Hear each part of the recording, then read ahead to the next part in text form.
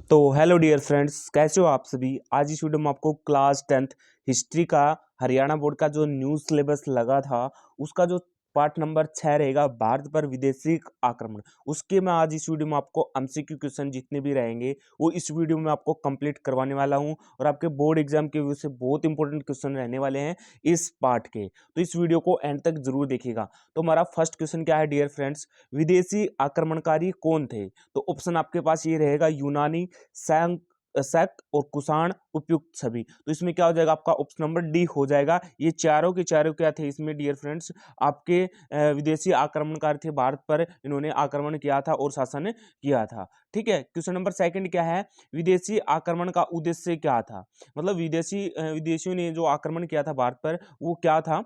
Option number क्या हो जाएगा आपके पास, साम्राज्य विस्तार, धन संपदा को लुप्तता, व्यक्तिगत शत्रुता। तो क्या आ जाएगा, उपयुक्त सभी इसमें आंसर हो जाएगा ऑप्शन नंबर डी, मतलब तीनों के तीनों इसमें आंसर हो जाएंगे। मतलब थर्ड क्वेश्चन क्या है, भारत को सोने की चिड़िया क्यों कहा जाता था। तो क्यों कहा जाता था, सोने की प्रचुरता के कारण, समृद्धि के कारण, सबसे अमीर व संपन्न होने के कारण। तो किसी कारण उपरोक्त सभी इसका आंसर हो जाएगा, मतलब तीनों के तीनों कारण थे, इसलिए भारत को सोने की चिड़िया कहा जाता था। नेक्स्ट क्वेश्चन है 4 का, भारत का प्रवेश द्वार किसे माना जाता है। तो भारत का प्रवेश द्वार किसे माना जाता है, उत्तरी पश्चिमी भाग को भारत का प्रवेश द्वार माना जाता है। ठीक है, क्वेश्चन नंबर 5 क्या रहेगा आपका यहाँ पे, तो क्वेश्चन नंबर 5 है आपका, पहाड़ों व पर्वतीय क्षेत्रों में पाए जाने वाले आवागमन के प्राकृतिक मार्ग को क्या कहते हैं। तो क्या कहते हैं डियर फ्रेंड्स, इसमें ऑप्शन नंबर क्या हो जाएगा आपके पास, देखो यहाँ पे तर्रा नहीं आएगा, दर्रा आएगा। ठीक है, क्या आएगा, दर्रा। तो ऑप्शन क्या हो जाएगा आपके पास, दर्रा, पठार, पहाड़ या घाटी। तो इसमें ऑप्शन नंबर पहला ही हो जाएगा, दर्रा। ठीक है, ऑप्शन नंबर ए, दर्रा। नेक्स्ट क्वेश्चन है 6 का, अरब साम्राज्य की स्थापना किसने की। तो किसने की थी, अरब साम्राज्य की स्थापना थी डियर फ्रेंड्स, ये किसने की थी, हजरत मोहम्मद ने। ऑप्शन नंबर सी हो जाएगा इसमें। नेक्स्ट क्वेश्चन आता है आपके पास यहाँ पे, क्वेश्चन नंबर 7, हजरत मोहम्मद की मृत्यु कब हुई। तो कब हुई थी हजरत मोहम्मद की मृत्यु, ये हुई थी 632 ईस्वी में। ऑप्शन नंबर सी हो जाएगा। ठीक है, कब हुई थी, 632 ईस्वी में। और अरब साम्राज्य की स्थापना किसने की थी, हजरत मोहम्मद ने। और हजरत मोहम्मद की मृत्यु कब हुई थी, 632 ईस्वी में। नेक्स्ट क्वेश्चन आता है क्वेश्चन नंबर 8, अरब साम्राज्य ने किस महान साम्राज्य पर अधिकार किया। तो किस पर किया था ये, ऑप्शन नंबर आपका सी हो जाएगा। ठीक है, रोमन साम्राज्य और फारस साम्राज्य। ठीक है, रोमन साम्राज्य और फारस साम्राज्य हो जाएगा। ठीक है, नेक्स्ट क्वेश्चन है आपका क्वेश्चन नंबर 9, मोहम्मद बिन कासिम रिश्ते में हजाज का क्या लगता था। तो क्या लगता था डियर फ्रेंड्स, यहाँ पे दामाद, भतीजा, दामाद व भतीजा। तो इसमें क्या हो जाएगा, ऑप्शन नंबर सी हो जाएगा। ठीक है, दामाद व भतीजा।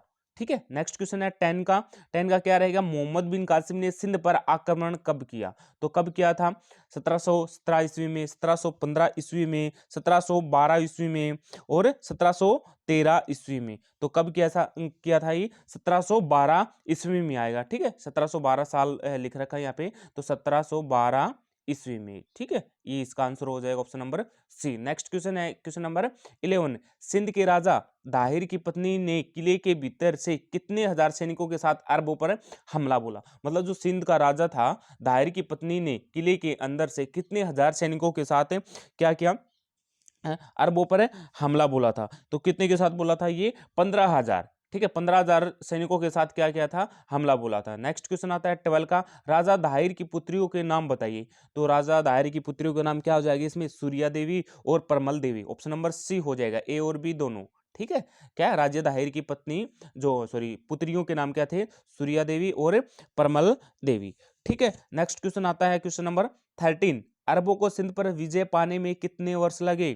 तो कितने वर्ष लगे थे डियर फ्रेंड्स, ये 75 वर्ष लगे थे। ठीक है, 75 ईयर लगे थे। नेक्स्ट क्वेश्चन है, सुबुक्तकीन की मृत्यु के बाद 997 ईस्वी में गजनी का शासक कौन बना। तो गजनी का शासक कौन बना था, मोहम्मद गजनवी बना था। ठीक है, कौन कौन बना था, मोहम्मद गजनवी। कब, सुबुक्तकीन की मृत्यु के बाद 997 ईस्वी में गजनी का शासक कौन बना था, मोहम्मद गजनवी बना था। ऐसे भी आ सकता है गजनी का शासक कौन बना था उस टाइम, मतलब आपका मोहम्मद गजनवी ही बना था। नेक्स्ट क्वेश्चन आता है 15 का, 1000 ईस्वी से 1027 ईस्वी तक मोहम्मद गजनी द्वारा भारत पर कितनी बार आक्रमण किया गया? तो कितनी बार आक्रमण किया गया था? ये 17 बार। ठीक है, मोहम्मद गजनी पर ये भी आ सकता है, भारत पर कितनी बार आक्रमण किया? 17 बार। ठीक है, कितनी बार? 17 बार। ठीक है, नेक्स्ट क्वेश्चन आता है 16 का। 16 का है मोहम्मद गजनवी की मृत्यु कब हुई? मतलब उसकी जो डेथ थी वो कब हो गई थी मोहम्मद गजनवी की? तो कब हो गई थी? 1030 में। 1030 ईस्वी में मोहम्मद गजनवी की जो मृत्यु थी वो हो गई थी। ठीक है, याद रखना इसको। नेक्स्ट है मोहम्मद गोरी का भारत पर पहला मतलब पहली हार कब हुई? तो कब हुई थी पहली हार? ऑप्शन दे सकते हो आप। 1175 से 1176, 1176 से 1173 और 1178 से 1179 और 1180 से 1181। ठीक है, तो कब हुई थी इसकी हार? 1178 से 1179 में क्या थी? मोहम्मद गोरी की भारत पर पहली हार हुई थी। ठीक है, कब? 1178 79 में। नेक्स्ट है तराइन की पहली लड़ाई। तो तराइन की पहली लड़ाई कब हुई थी डियर फ्रेंड्स? 1191 ईस्वी में हुई थी। ठीक है, ऐसे तराइन की दूसरी लड़ाई कब हुई थी? वो 1192 में। ठीक है, दूसरी लड़ाई यहाँ पे लिख देता हूं मैं, दूसरी लड़ाई कब हुई थी? दूसरी लड़ाई, सॉरी, यहाँ पे दूसरी लड़ाई कब हुई थी? 1192 में। ठीक है, 1192 में दूसरी, 1191 में कौन सी हुई थी? पहली लड़ाई हुई थी। ठीक है, नेक्स्ट क्वेश्चन आता है आपका यहाँ से, क्वेश्चन नंबर 19 का। पृथ्वीराज तृतीय किस वंश से संबंध रखता था? तो किससे संबंध रखता था वो? चौहान वंश से। ठीक है, किससे? चौहान वंश से संबंध रखता था। कौन? तृतीय राज तृतीय, सॉरी, पृथ्वीराज तृतीय। ठीक है, नेक्स्ट क्वेश्चन है 20 का। नालंदा विश्वविद्यालय को किसने तहस नहस करवाया? तो किसने तहस नहस करवाया था? बख्तियार खिलजी ने। ठीक है, ऑप्शन नंबर क्या हो जाएगा इसमें? सी। किसने? बख्तियार खिलजी ने क्या नालंदा विश्वविद्यालय था उसको क्या करवा दिया था? तुड़वा दिया था, तहस नहस करवा दिया। क्वेश्चन नंबर 21, कुतुबुद्दीन ऐबक किस वंश के शासक, मतलब किस वंश से संबंध रखता था? वो किससे रखता था? गुलाम वंश से, या यहाँ पे दास वंश भी आ सकता है।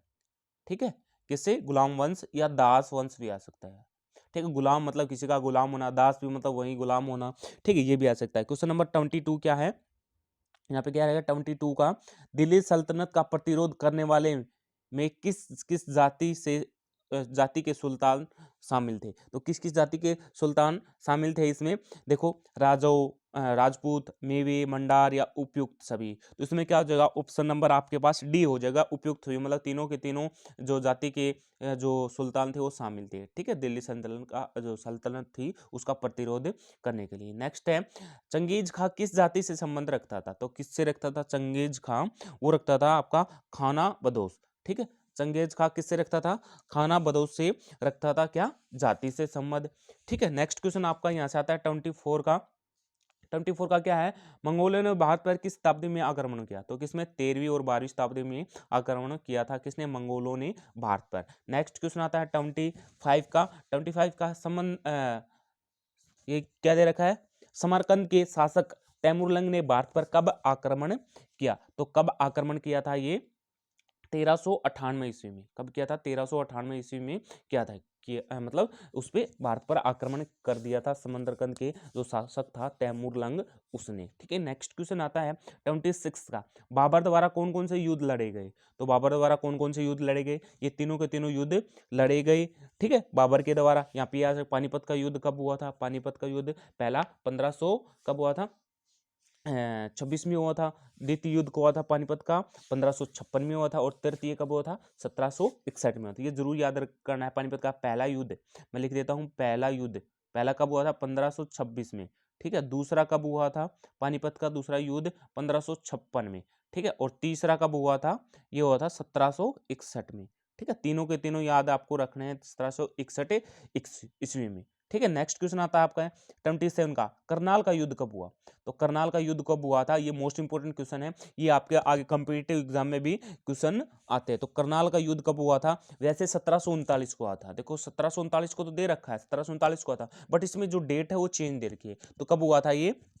1739 में करनाल का युद्ध 24 फरवरी 1739 को हुआ था। ऑप्शन नंबर ए हो जाएगा डियर फ्रेंड्स। नेक्स्ट क्वेश्चन आता है आपका यहाँ से, अहमद शाह अब्दाली को रोकने के लिए कौन शक्ति बनकर उभरे, मतलब कौन सी शक्ति बनकर उभरी थी अहमद शाह अब्दाली को रोकने के लिए? तो कौन सी हो जाएगी? ऑप्शन यहाँ पे आपके चार रहेंगे, चारों में से बताओ, जाट या मराठी या सिख या इनमें से कोई नहीं। तो क्या हो जाएगी? मराठी, मतलब सॉरी मराठे आएगा, यहाँ पे मराठी नहीं आएगा, मराठे आएगा। तो मराठी जो शक्ति थी वो क्या था, मतलब एक शक्ति बनकर उभरी थी, किसको? अहमद शाह अब्दाली को रोकने के लिए। Question number 29, east India company ने भारत पर कितने वर्षों तक शासन किया? ये सभी को पता है, कितने वर्षों तक किया? 300 वर्षों तक। ठीक है, ऑप्शन नंबर सॉरी सी हो जाएगा, लगभग 300 वर्षों तक। नेक्स्ट क्वेश्चन है 30 का, पृथ्वीराज तृतीय ने तराइन की लड़ाई में क्या भूल की? तो जो पृथ्वीराज तृतीय था उसने तराइन की लड़ाई में क्या भूल की थी? तो क्या भूल की थी उसने? वो क्या था? मोहम्मद गौरी को वापस जाने देना। मतलब मोहम्मद गौरी को क्या कर दिया उन्होंने, पृथ्वीराज तृतीय ने। देखो तराइन की पहली लड़ाई हुई थी किस किस के बीच, मैं बता देता हूँ। जो तराइन की पहली लड़ाई हुई थी मोहम्मद गौरी और पृथ्वीराज तृतीय के बीच में हुई थी, तो उसमें पृथ्वीराज तृतीय की जीत हुई थी। ठीक है, तो मोहम्मद गौरी को क्या उसने वापस जाने दिया। ठीक है, इसके कारण उसको तराइन की दूसरी लड़ाई में 1192 ईस्वी में क्या कर दिया गया, जब फिर लड़ाई हुई थी मोहम्मद गौरी और पृथ्वीराज तृतीय के बीच, तो उसमें जीत किसकी हुई थी दूसरी लड़ाई में? मोहम्मद गौरी की। ठीक है, मोहम्मद गौरी की जीत इसी कारण हुई थी क्योंकि उन्होंने क्या किया, पहली लड़ाई में मोहम्मद गौरी को वापस जाने दिया। ठीक है, ये था लास्ट क्वेश्चन। क्या आपका यहाँ पे लास्ट क्वेश्चन है, विदेशी आक्रमण के परिणाम किस रूप में सामने है? तो किस रूप में सामने आए? ये उपरोक्त सभी हो जाएगा, इस्लाम का प्रसार, सामंती प्रथा का अंत, कला व साहित्य को आघात। ठीक है, उपरोक्त सभी। तो ऑप्शन नंबर डी हो जाएगा यहाँ पे। ठीक है, अब यहाँ से एक क्वेश्चन और छोटा है इस लेसन से 6 से, ये दे रखा है आपका। एक क्वेश्चन है, आपको मैं बता दूं, गुप्त वंश का पतन किस शताब्दी में हुआ? ये क्वेश्चन और आपको करना है। गुप्त वंश का जो पतन था किस शताब्दी में हुआ था? ये होता 7वीं शताब्दी में। ठीक है, कौन सी शताब्दी में हुआ था? 7वीं शताब्दी में, 7वीं शताब्दी में। ठीक है, ये थे आपके 32 क्वेश्चन। तो वीडियो पसंद आई, वीडियो को लाइक और शेयर जरूर करिए। तो थैंक यू डियर फ्रेंड्स।